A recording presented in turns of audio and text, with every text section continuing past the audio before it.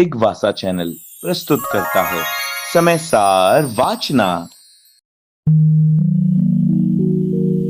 समय सार पढ़ ले जो कोई, ताहि तनाव कभी नहीं होई।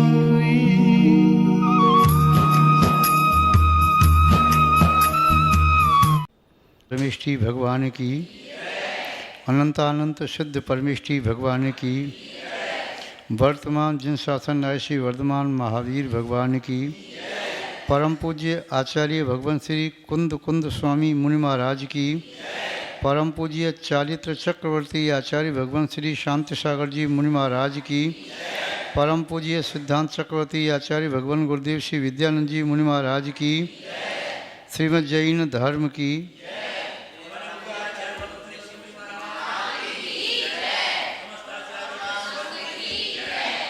जैनम जयतु शासनम विश्व कल्याणकारकम। उपस्थित धर्म स्नेही सत श्रद्धालु, भव्यवर पुंडरीक पुण्यात्मा महानुभाव, यहाँ पर आचार्य भगवान कुंद कुंद स्वामी द्वारा विरचित समयसार ग्रंथ की वाचना चल रही है, जिसमें पुण्य पाप नामक चतुर्थ अधिकार को देख रहे हैं। पुण्य और पाप आत्मा के लिए बंधन है, क्योंकि वे कर्म हैं। कर्म आत्मा को बांधते हैं, सभी पुद्गल आत्मा को नहीं बांधते। जो पुद्गल कार्माण वर्गणा रूप है और जीव के विकारी भावों का निमित्त पाकर के कर्म रूप अवस्था में परिणत होता है, वह आत्मा को बांधने में समर्थ है। धर्म द्रव्य आत्मा को नहीं बांध सकता, अधर्म द्रव्य आत्मा को नहीं बांध सकता, काल द्रव्य आत्मा को नहीं बांध सकता और आकाश द्रव्य आत्मा को नहीं बांध सकता। जीव और पुद्गल ये दोनों ही विकारी अवस्था को प्राप्त होते हैं। शुद्ध पुद्गल भी आत्मा को नहीं बांध सकता, क्योंकि शुद्ध पुद्गल परमाणु रूप में होता है। शुद्ध जीव को अशुद्ध पुद्गल भी नहीं मान सकता, क्योंकि शुद्ध जीव सिद्धत्व को प्राप्त हो जाता है। उसमें राग द्वेष आदि विकारी भाव नहीं रहते, और राग द्वेष आदि विकारी भावों का निमित्त नहीं मिलेगा तो कार्माण वर्गणाएँ उस आत्मा के लिए कर्म व्यवस्था को परिणत नहीं कर सकेंगे। आचार्य महोदय ने यहाँ प्रारंभ में राग द्वेष मोह का त्याग करने की बात कही। रागी जीव कर्मों को बांधता है, वैरागी जीव कर्मों से मुक्त होता है। जो राग सहित प्रवृत्ति करते हैं, जो शुभ को अच्छा मानते हैं, जो व्यवहार में ही लीन रहते हैं, जो परमात्मा से बहिर्भूत हैं, वे कर्म के बंध में बनते चले जाते हैं। जब साधु निर्विकल्प दशा को प्राप्त कर लेता है, उस समय साधु उससे नीचे गिर करके व्यवहार में नहीं आता। यदि निश्चय में नहीं पहुंच पा रहा है तो व्यवहार में रहना उचित है, किंतु जो निश्चय में पहुंच गया उसका व्यवहार में आना अनुचित है। व्यवहार निश्चय को प्राप्त करने के लिए मार्ग है, किंतु व्यवहार साध्य नहीं है, मंजिल नहीं है। ये बात ही सत्य है कि व्यवहार के मार्ग पर गमन किए बिना निश्चय रूपी मंजिल प्राप्त नहीं होती। किंतु ये बात ही सत्य है कि व्यवहार के मार्ग में चलते चलते भी मंजिल प्राप्त नहीं होती। व्यवहार और निश्चय एक साथ दो नहीं चलते, एक बार में एक ही मार्ग तय होता है। एक कारण है, एक कार्य है। यहाँ पर आचार्य महोदय पुनः कह रही हैं कि परमार्थ क्या है। कहा कि परमार्थ से जो बाह्य हैं वे कर्म बंद करते हैं, परमार्थ से बाह्य हैं मिथ्या दृष्टि हैं। वे कहते हैं कि पुण्य आत्मा को परमात्मा बना देगा और पाप आत्मा को दुख देता है, किंतु जो अभेद रत्नत्रय से युक्त हैं, निश्चय संबंध दर्शन, निश्चय संविज्ञान, निश्चय संविचार से सहित है, वह वीतराग संयुक्त आदि से सहित है, वे निश्चय व्यवहार, पुण्य और पाप दोनों प्रकार के विकल्पों से रहित हैं। यदि विकल्प मन में कुछ भी चल रहा है तो वे निश्चय में लीन नहीं, व्यवहार में भटक रहे हैं। व्यवहार उतना ही साधन है जब तक शादी की प्राप्ति नहीं हुई। औषधि का सेवन तब तक किया जाता है जब तक आरोग्य अवस्था की प्राप्ति नहीं हुई। आरोग्य अवस्था की प्राप्ति होने के उपरांत भी औषधि का सेवन करना मूर्खता है, और आरोग्य की प्राप्ति होने पर औषधि का सेवन करना नए रोगों को बुलाना है। औषधि सेवन किया जाता है रोग दूर करने के लिए, पापों को छोड़ने के लिए व्यवहार चारित्र का आलम्बन लिया जाता है। अश्वादो विवृत्ति शुभ प्रवृत्ति जान चालितम, अशुभ से निवृत्ति, शुभ में प्रवृत्ति, यही चारित्र है। किंतु ये चारित्र तब तक उपादेय रूप है जब तक निश्चय चारित्र की प्राप्ति नहीं हुई। महानुभाव, यहाँ पर आचार्य महोदय परमार्थ को बता रहे हैं। परमार्थ क्या है? सम्यक दर्शन, सम्यक ज्ञान, सम्यक चारित्र, इन तीनों की आत्मा में निष्पत्ति हो जाना, तीनों का प्रकट हो जाना, वह परमार्थ है। जब तक प्रकट नहीं हुआ है तब तक उन निमित्तों के समीप में रहना जिनके माध्यम से प्रकट होता है। देव शास्त्र गुरु परमार्थ भूत हैं, क्योंकि ये सम्यक दर्शन ज्ञान चारित्र के कारण हैं, इसलिए इनका सानिध्य रत्नत्रय का कारण है। व्यवहार के बिना निश्चय की प्राप्ति नहीं, तो इनके माध्यम से जो व्यवहार हुआ, व्यवहार सम्यक दर्शन, व्यवहार सम्यक ज्ञान, व्यवहार सम्यक चारित्र, वह प्राप्त करके भी जीव निश्चय से मोक्ष मार्गी है, निश्चय मोक्ष मार्गी नहीं है। अर्थात व्यवहार सम्यक दर्शन मिथ्या नहीं है, चाहे तत्व श्रद्धा रूप जीवादि शब्द जो भी स्वरूप दिया, उपशम सम्यक दर्शन भी प्राप्त किया या शोषम प्राप्त किया, क्षायक प्राप्त किया, ये चतुर्थ गुण स्थान में, पंचम गुण स्थान में, षष्ठम गुण स्थान में व्यवहार रूप हैं, शराग रूप हैं। किंतु सप्तम गुण स्थान आदि आगे वाले गुण स्थानों में जहाँ अभेद अवस्था है, निर्विकल्प दशा है, वहाँ पर वह निश्चय मोक्ष मार्ग है। वहाँ पर आत्मा में विकल्प नहीं, सम्यक दर्शन ज्ञान चार तीन अलग अलग हैं, ये भी विकल्प नहीं, तीनों एक हैं, क्योंकि तीनों आत्मा के ही गुण हैं, आत्मा की दशाएं हैं। जैसे किसी पुद्गल में माना कि आम में पहले आपने देखा हरापन है, स्वाद की अपेक्षा देखा खट्टापन है, और स्पर्श की अपेक्षा देखा कठोरपन है। किंतु वही आम बाहर से वर्ण की अपेक्षा देखा पीला पड़ गया, स्वाद की अपेक्षा से मिठास आ गई, गंध की अपेक्षा से मीठी मीठी गंध आ रही है, और स्पर्श करके देखा तो पिलपिला हो गया। तो ये दशा पहले भी हरापन, खट्टापन, खटास की गंध और कठोरता, ये भी उसी आम की अवस्थाएं थी। व्यवहार में जैसे अलग अलग है, ऐसे ही निश्चय में जब आम पका तो उसका वर्ण भी चेंज हुआ, रस भी, स्वाद भी, स्पर्श भी। ऐसे ही व्यवहार सम्यक दर्शन जब निश्चय रूप आत्मा जब निश्चय में लीन हुई तो पुनः तीनों एक में एक हैं, तीनों अलग अलग नहीं। फिर आम कहते ही समझ जाएंगे आप कि आम यानी उसका वर्ण भी आपकी आँखों में आ गया, स्वाद भी आपके मानस पटल पे आ गया, गंध भी आ गई आम की, पके आम की गंध ऐसी होती है, और उसका स्पर्श भी आ गया।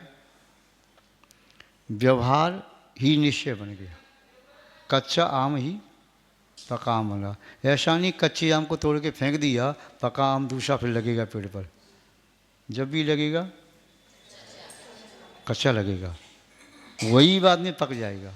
तो पहले व्यवहार मोक्ष मार्ग बनेगा, वही निश्चय मोक्ष मार्ग को प्राप्त कर लेगा। वो कहीं व्यवहार को छोड़ दो, हमें व्यवहार नहीं चाहिए, जब व्यवहार को छोड़ दोगे निश्चय कहाँ से लेगा? व्यवहार यदि पुष्प की तरह से, निश्चय फल की तरह से, व्यवहार कच्चा फल है तो निश्चय पका हुआ फल है। तो पहले कोई भी साधक सम्यक दर्शन ज्ञान चारित्र को ग्रहण करता है संकल्प पूर्वक, उसमें अतिचार भी लगते हैं, दोष भी लगते हैं, सम्यक में भी अतिचार लगते हैं, साधक के वतन अतिचार लगते हैं, अनाचार भी लगते हैं। किंतु इससे आशा ये नहीं हो गया कि मोक्ष मार्ग से वह अब गया, मोक्ष मार्ग प्राप्त कर ही नहीं पाएगा, करेगा। आगे बढ़ता जाएगा तो वही मोक्ष मार्ग में परिपक्व हो जाएगा। कैसे? कुंभकांडी मिट्टी से घड़ा बनाया, अभी घड़ा कच्चा है, हवा का झोंका तेज से आया तो कच्चा घड़ा टेढ़ा हो गया, या कोई उड़ती हुई धूल मिट्टी आई, पत्ता उड़ता हुआ आया कच्चे घड़ी में, वह चुभ गया, वहाँ से लकीर पड़ गई, छटक गया, या थोड़ा सा झुक गया तो जैसे टिक करके आ गया उतना टेढ़ा पड़ गया। वही जब सूख गया तो हवा का भी फर्क नहीं पड़ रहा, किंतु पानी का प्रभाव पड़ेगा। यदि पानी बरसता है तो फिर दोबारा बन जाओगे तो मिट्टी हो जाएगा। और वही घड़ा सूखने के उपरांत अग्नि पक्व कर लिया तो अब मिनटों, घंटों, दिनों, महीनों तक नहीं, सालों तक चल जाएगा। ऐसे ही व्यवहार सम्यक दर्शन, व्यवहार सम्यक ज्ञान, व्यवहार सम्यक चारित्र, तीनों ही नाजुक हैं, छोटे बच्चे की तरह से है। वह छोटा बच्चा ही बड़ा बनेगा। कोई माँ कहे छोटे बच्चे का झंझट है भाई, मैं घर में 9 महीने नहीं रख सकती, और छोटे बच्चे को फिर कौन गंदगी पड़ा रहता है, कौन साफ करे क्या करे, मेरी बस का नहीं। भगवान मुझे तो बेटा देना तो कम से कम 8 साल का सीधा देना, गर्व से कौन करे संभाल, ये छोटे बच्चे संभाल कौन करे, जो समझदार हो जाए वैसा ही बेटा मुझे देना, तो ऐसा कोई संभव हो सकता है क्या? जैसे ये संभव नहीं हो सकता कि वृक्ष पहले अंकुर होता है, पौधा होता है, बढ़ता जाता है तो वृक्ष बनता है, ऐसा नहीं कि बीज बो करके सीधा वृक्ष ही हो जाए।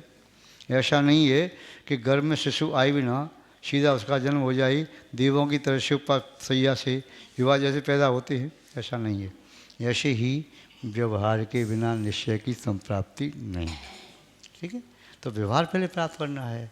व्यवहार का स्वरूप आचार्य महोदय स्वयं कहने अपने शब्दों में, जीवादि सद्यणम सम्मतम तेष मदगमोराणम रागादि परिहरणम चरणम ये शोध मोक्ष पहो। क्या है मोक्ष पथ? क्या है परमार्थ? परमार्थ ही मोक्ष मार्ग है, मोक्ष मार्ग ही परमार्थ। परमार्थ ही और मोक्ष मार्ग ही परमार्थ। अब परमार्थ का निर्माण 3 से होता है, सम्यक दर्शन, ज्ञान, चारित्र। इन 3 से ही मोक्ष का मार्ग का निर्माण होता है। तो सम्यक दर्शन क्या है? आचार्य महोदय ने 2 शब्दों में कह दिया, जीवादि सद्यणम। जीव आदि 6 द्रव्यों पर श्रद्धान करना, व जीवादि 7 तत्वों पर श्रद्धान करना, जीवादि पंच अस्थिका पर श्रद्धान करना, व जीवादि 9 पदार्थ पर श्रद्धान करना, यह सम्यक दर्शन है, द्रव्य क्षेत्र काल भाव की अपेक्षा से। फिर ये सम्मतम हो गया। तेषिम अधिगमो नाणम, उसका जो अधिगम है, उसका जो अधिगम है, सम्यक दर्शन प्राप्त हो गया, उसके साथ अविनाभावी रूप से जो प्रकट हुआ है वही सम्यक ज्ञान है।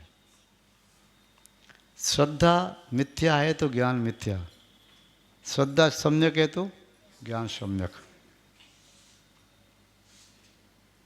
ज्ञान उतना ही था शैवसम, सम्यक दृष्टि होने पर शैवसम बड़ी, ऐसा कोई नियम नहीं है, कम हो सकता है। मिथ्या दृष्टि का शैवसम ज़्यादा भी हो सकता है, पर शैवसम के कम ज़्यादा होने से सम्यकपना मिथ्यापना नहीं आता। सम्यकपना मिथ्यापना आता है श्रद्धान के माध्यम से। दीपक जल रहा है, आपने दीपक के बाहर आउटर में हरा कांच लगा दिया, प्रकाश कैसा आएगा बाहर? हरा। और लाल कांच लगा दिया तो दीपक की ज्योति घटी बढ़ी है क्या? कांच बदलने से नहीं। हरा कांच लगा था तो ज्योति कम थी, लाल लगाई ज़्यादा हो गई, ऐसा नहीं है। ज्ञान उतना ही है, सम्यक्त्व का जैसे ही प्रादुर्भाव हुआ वो सम्यक्त्व ने ज्ञान को भी सम्यकपना दे दिया। जैसे ज्योति ज्यों की त्यों थी, कांच लगते ही प्रकाश लाल हो गया, दूसरा कांच लगते ही प्रकाश हरा हो गया, प्रकाश ज्यों की त्यों। तेषिम अधिगमो नाणम, उसका अधिगम वही सम्यक ज्ञान है। सम्यक्त्व के साथ अविनाभावी रूप से रहने वाला अधिगम तत्वों का निर्णय, जो आत्म और अनात्मा का निर्णय जानना, और जानने के साथ साथ मानना सम्यक दर्शन, और फिर जानना सम्यक ज्ञान। श्रद्धा के पहले जो जानना था वह सामान्य ज्ञान था, मिथ्या ज्ञान था। अब आगे कह रहे हैं रागादि परिहरणम, राग द्वेष आदि का परिहार करना चरणम, यह चारित्र है। व्यवहार में चारित्र की परिभाषा जो आपने देखी, अशुहादो विवृत्ति सोई प्रवृत्ति जान चारित्रम, अशुभ की निवृत्ति शुभ में प्रवृत्ति चारित्र है। वहीं यहाँ पर दे दिया रागादि परिहरणम। तो रागादि का परिहार एक बार में हो जाता है क्या? जीव शंभव दृष्टि बनते ही सीधा गुणस्थान 12 में प्राप्त करता है क्या? नहीं। फिर वह चौथे गुणस्थान से 5वें में जाता है, या चौथे से सीधा 7वें में जा सकता है, फिर 6वें में आता है, 6वें साथ जुड़ता रहता है, ऐसा सीधे ऊपर चढ़ जाए, फिर श्रेणी चढ़ता है, फिर आगे बढ़ता है। तो रागादि परिहरण करने के लिए चार्ट का पालन करते हैं। आचार्य सुमंत स्वामी ने क्या कहा? मोह तिमिरापहरण दर्शन लाभा द्वाप्त संज्ञान राग द्वेष निवृत्ति चरणम प्रत्यपद्यते साधु। मोह रूपी तिमिर का अपहरण होने पर दर्शन लाभ, दर्शन का लाभ हुआ, समर्थ का लाभ हुआ, अवाप्त ज्ञान प्रकट हो गया। आप बाहर खड़े थे, अचानक पानी की 4 बूंद आप पर गिरी, तो पानी की 4 बूंदों का या 1 बूंद का लाभ होगा। उसका लाभ होते ही जो शरीर को शीतलता मिली वो अलग से आई क्या? तो सम्य दर्शन के साथ सम्य ज्ञान आ गया, दर्शन लाभा दवाप्त संज्ञान अवाप्त सम्य ज्ञान उसके साथ ही प्रकट हो गया। फिर क्या किया? राग द्वेष निवृत्ति, राग द्वेष की निवृत्ति के लिए, राग द्वेष की निवृत्ति के लिए चरण प्रतिपद्यते साधु, साधु को चरणों का प्रतिपादन, चार्ट का प्रतिपादन करते हैं। लोग कहते हैं कई बार, कुछ स्वाध्याय प्रेमी शब्द पाठी, अरे व्रती बन गए, प्रतिमाधारी बन गए, राग द्वेष छूटा नहीं, मुनि बन गए, राग द्वेष छूटा नहीं, शुल्लक जी लग जी बन गए, राग द्वेष छूटा नहीं। छूट जाता तो बनने की आवश्यकता क्या थी? फिर दीक्षा कौन लेते? जब राग द्वेष छूट जाता तो सीधा फिर तो राग द्वेष छूटा तो फिर केवली बन जाते। बारे में संग छिड़मों के बाद केवली, और फिर बाद में मोक्ष प्राप्त कर लेते। जिनकी ये धारणा है कि चौथे गुणस्थान में स्वरूपाचरण चारित्र हो जाता है, क्या होता? यदि ऐसा मान लें तो फिर देशवृत्ति महावती बनने की आवश्यकता नहीं है। क्यों? स्वरूपाचरण चारित्र साक्षात मुक्ति का कारण है, और चौथे गुणस्थान में यदि हो गया तो चौथे वाले देव ऊपर सिद्ध चलाए, सिद्ध में चले जाएंगे। क्यों यहाँ मनुष्य बने? नारकी भी हो सकता है चौथा वाला, उसको भी स्वरूपाचरण चाहते वहाँ से मुँह चला जाएगा। त्रिंच भी हो सकता है, क्यों बने वृत्ति? तो स्वरूपाचरण चारित्र न चौथे में, न 5वें में, न 6वें में, 7वें और उसके आगे सकल संयम के बाद। यूँ है सकल संयम चरित्र, यूँ है सकल संयम चरित्र, सुनिए स्वरूपाचरण अब जिस होत प्रकटे आपनी निध मिटे पर की प्रवत सब। दौलतराम जी ने भी लिखा कि जिसके प्रकट होने पर प्रवृत्ति नष्ट हो जाती है, और प्रवृत्ति नष्ट कब होती है? जब शुद्ध उपयोग मात्रा लीन होती है, निर्गुण धारण लीन होती है। तो महान भाव, राग द्वेष का परिहार, ये तीनों चीज़ें एक साथ होती हैं सप्तम गुण स्थान में।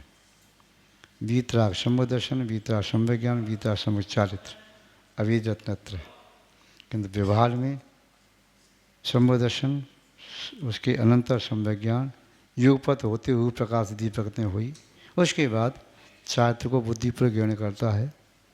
किंतु निश्चय में कोई मुनि महाराज गए तो वे जब निश्चय में पहुँचे तो एक एक करके तीनों प्रकट नहीं हुए, तीनों एक साथ प्रकट हो गए। जब शिकंजी बनाई थी तब पानी डाला था, नींबू और चीनी डाली थी, तीनों चीज़ें अलग डाली थी। ऐसा तो कोई नहीं है कुआं जिसमें से पानी खींचो शिकंजी निकल आई, ऐसा कोई नींबू नहीं निचोड़ तो शिकंजी निकल जाए उसमें से, ऐसी कोई शक्कर नहीं कि वह अपना शिकंजी बन जाए। किंतु जब शिकंजी बन गई तो एक बूंद भी डालो निकालो उसमें से तो अकेला पानी नहीं है, अकेला नींबू नहीं है, अगली शक्कर नहीं है, तीनों हैं। तो ऐसे ही बीता दशा में तीनों एक साथ ही रहते हैं, अलग अलग होते ही नहीं हैं। तो ये तीनों एक साथ, इसी का नाम मोक्ष मार्ग। ईशो तो मोक्ष पहो, यही मोक्ष पथ है आचार्य कुंद कुंज स्वामी के शब्दों में। अन्य किसी व्यक्ति के शब्दों में मोक्ष पथ कुछ और भी हो जाए, अकेले सम्मत से मोक्ष पथ हो जाए, अकेले समय ज्ञान से हो जाए, पर आचार्य कुंद कुंज स्वामी, उमा स्वामी, अन्य जितने भी दिगंबर जनाचार्यों के उनके शब्दों में कहीं ऐसा मोक्ष पथ नहीं है। उमा स्वामी महाराज ने कह दिया मोक्ष पथ क्या है? संभव दर्शन ज्ञान चात्राणी मोक्ष मार्ग। न संभव दर्शन मोक्ष मार्ग, न संभव ज्ञान मोक्ष मार्ग, न संभव मोक्ष मार्ग, न दर्शन ज्ञान मोक्ष मार्ग, न दर्शन चाहत मोक्ष मार्ग, न ज्ञान चाहत मोक्ष मार्ग, न तीनों का भाव मोक्ष मार्ग। तीनों की एकता मोक्ष मार्ग है। चौथे गुरस्थान का नाम है अविरत संभव दृष्टि। अविरत, व्रत है ही नहीं, तो इसलिए चौथे नंबर वाला मोक्ष मार्ग नहीं। सिद्धांत की भाषा में कहें तो असंयत, असंयमी, वो असंयत है, संयत है, संयमी है ही नहीं। अचारित्र, चारित्र है ही नहीं। जब नहीं है तो मोक्ष मार्ग ही नहीं है। इसलिए चौथे गुरस्थान वाले को मोक्ष मार्गी नहीं कह सकते। पांचवें वाले को एक देश। पहले गुरस्थान वाला गड्ढे में पड़ा है, दूसरे गुरस्थान वाला ऊपर चढ़ गया था फिर गिर रहा है, तीसरे वाला नीचे पैर टिके ऊपर ऐसे हाथ किए है, मध्य में टिका हुआ है, चौथे वाला गड्ढे के ऊपर खड़ा हो गया, पांचवें वाले ने पैर उठाया बढ़ने के लिए, छठवां वाला धीमे धीमे कराता हुआ चल रहा है, और सातवें वाले ने स्पीड पकड़ ली। महान भाव, ये मोक्ष पथ आचार्य कुंद कुंज स्वामी ने बताया।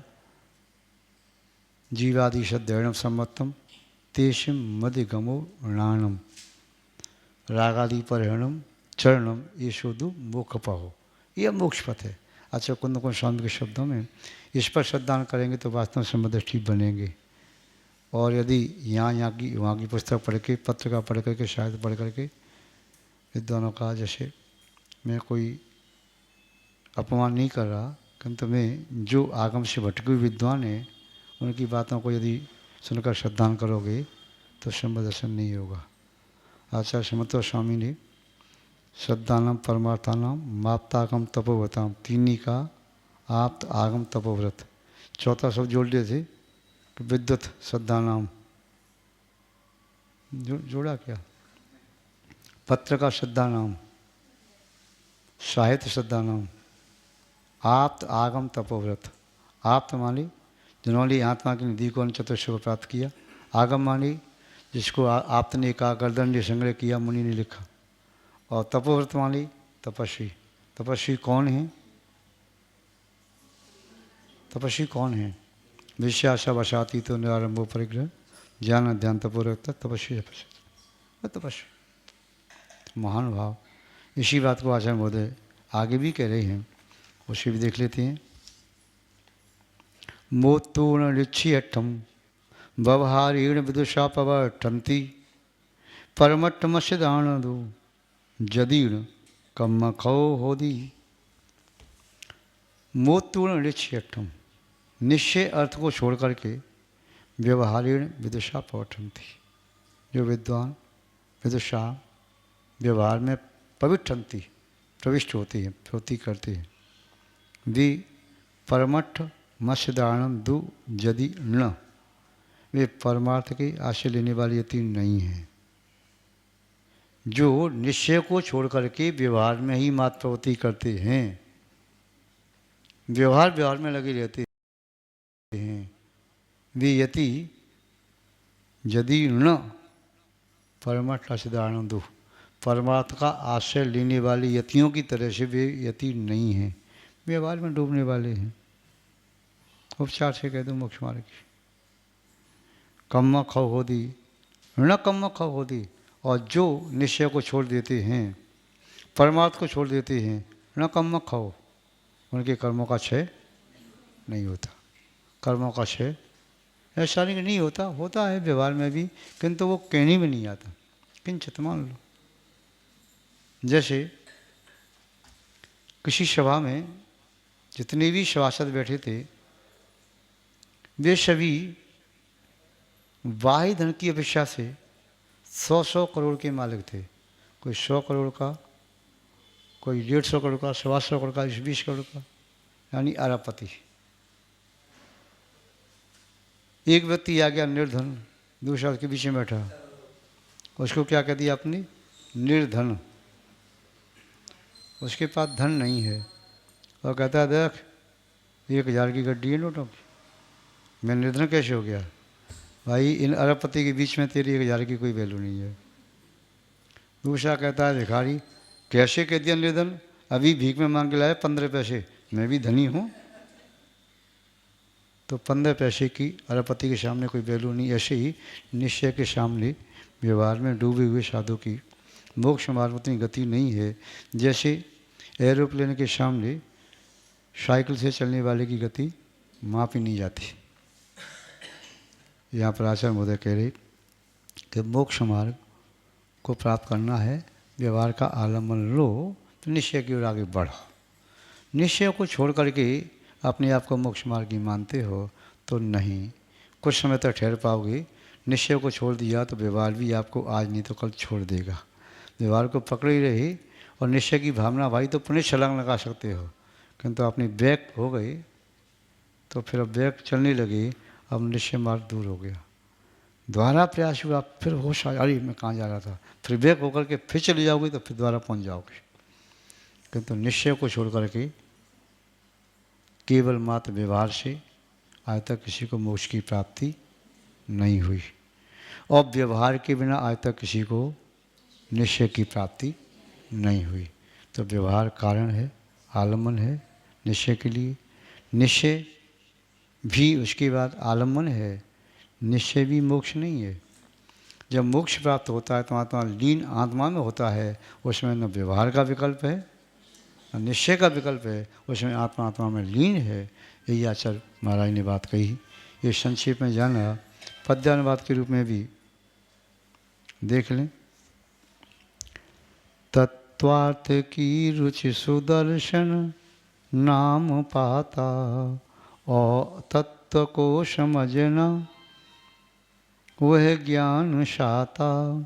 राग आदि त्याग करना वह व्रत होता, तीनों मिले बस वही शिव पंथ होता।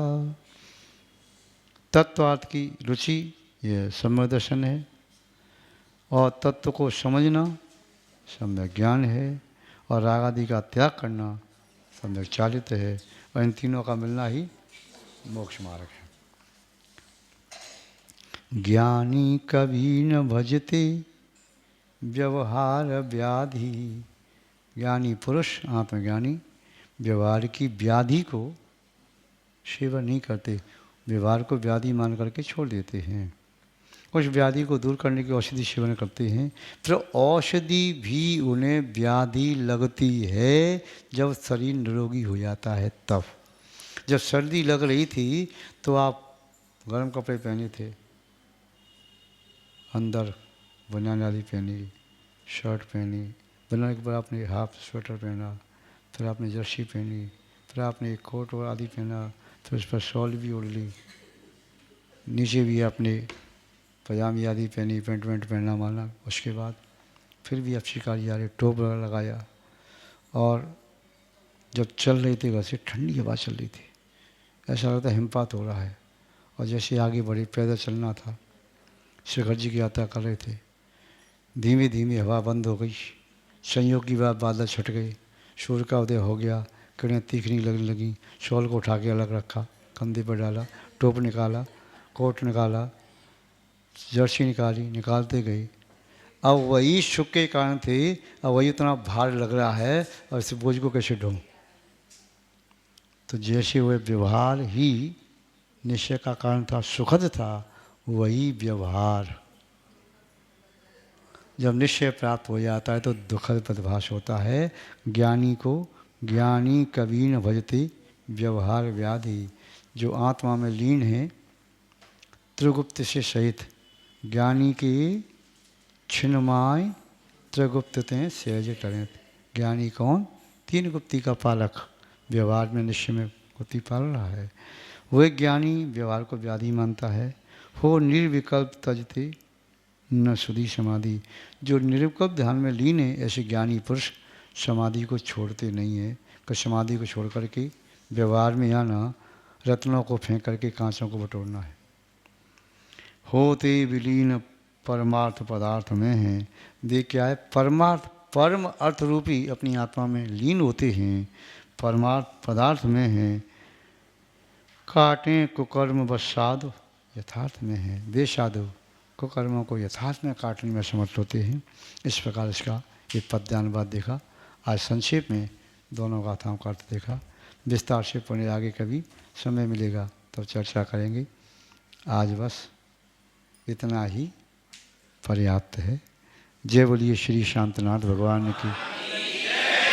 पूज्य आचार्य गुरुदेव श्री विद्यानंद जी मुनि महाराज की। श्रीमद् जैन धर्म की। धन्यवाद।